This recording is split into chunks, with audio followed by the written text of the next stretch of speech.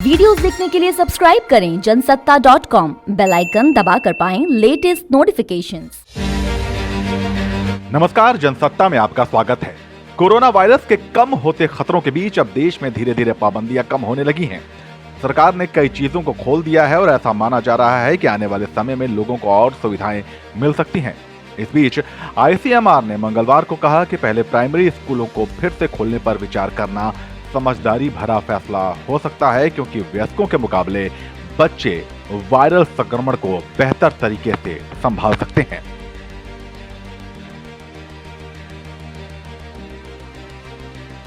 ICMR के महानिदेशक बलराम भार्गव ने कहा कि देश के लगभग 40 करोड़ लोग अब भी कोरोना की चपेट में आ सकते हैं। राष्ट्रव्यापी सर्वे में ये बात निकलकर सामने आई है कि 1/3 आबादी में एंटीबॉडी नहीं थी, यानी कि देश की 40 करोड़ आबादी अब भी असुरक्षित है। बच्चे बड़े लोगों की तुलना में संक्रमण को ज्यादा अच्छी तरह से संभाल रहे हैं। ऐसे में बच्चों को अधिक सेफ माना जा सकता है। Indian council of medical research ने जून-जुलाई में ताजा सर्वे किया था, जिसके आधार पे वो इस दावे के साथ कह रहे हैं कि पहले प्राइमरी स्कूल खोले जाने चाहिए। Regarding schools and children, we know clearly that children can handle viral infections much better than adults. Young children, it has been established, have lower number of receptors, that is the ACE receptors is much lower in children where the virus attaches. And antibody exposure we have seen in our presentation in very young children, it is very similar to adults. So 57.2 versus 66.7 or 61.2 so the antibody exposure is also similar in children.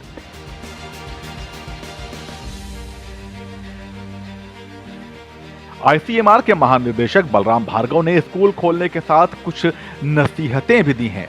Secondary स्कूलों के मुकाबले primary स्कूलों को खोलने की प्राथमिकता देना सरकार के लिए फायदेमंद हो सकता है, लेकिन इसके लिए भार्गव ने कहा कि स्कूल बस के ड्राइवर, टीचर समेत सारे स्टाफ को टीका लगा होना चाहिए, तभी स्कूलों को खोलने की परमिशन मिलनी चाहिए।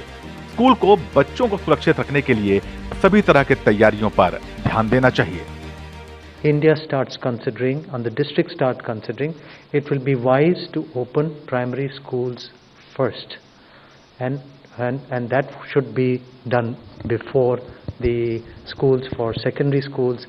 And also we have to ensure that all the support staff, whether it be the school bus drivers or the teachers or the staff in the schools, they need to be vaccinated.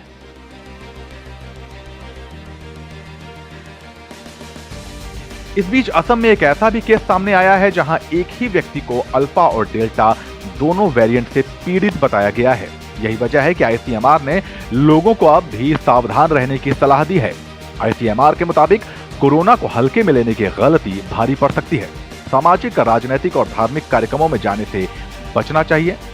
बिना vaccination के लोगों को यात्रा नहीं करनी चाहिए।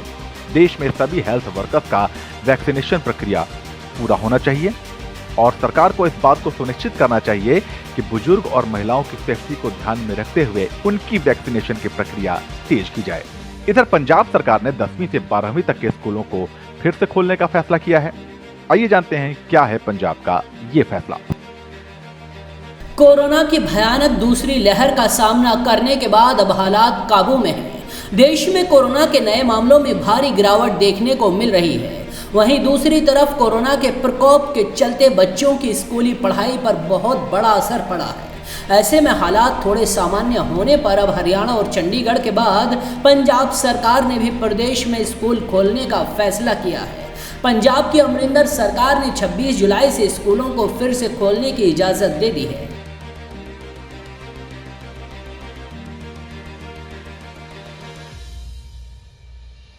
Covid review बैठक में मुख्यमंत्री कैप्टन अमरिंदर सिंह ने 26 जुलाई से 10वीं से 12वीं तक के बच्चों के लिए स्कूलों को फिर से खोलने की अनुमति दे दी है।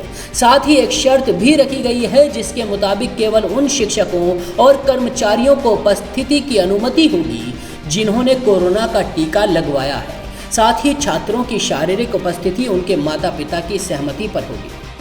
वहीं राज्य में और कक्षाओं की क्लास पहले की तरह से ऑनलाइन जारी रहेंगी। मुख्यमंत्री ने यह भी संकेत दिए हैं कि अगर कोरोना की स्थिति काबू में रहती है तो बाकी कक्षाओं को भी इसी तरह 2 अगस्त से खोलने की अनुमति पर विचार किया जाएगा। इधर इसके अलावा 50% क्षमता की सीमा के अधीन कार्यक्रमों के दौरान इंडोर में 150 और आउटडोर में 300 छात्र एकत्रित हो सकेंगे। सीएम ने कहा कि कार्यक्रम में लोगों के इकट्ठा होने की क्षमता को पहले की तुलना में बढ़ा दिया गया है।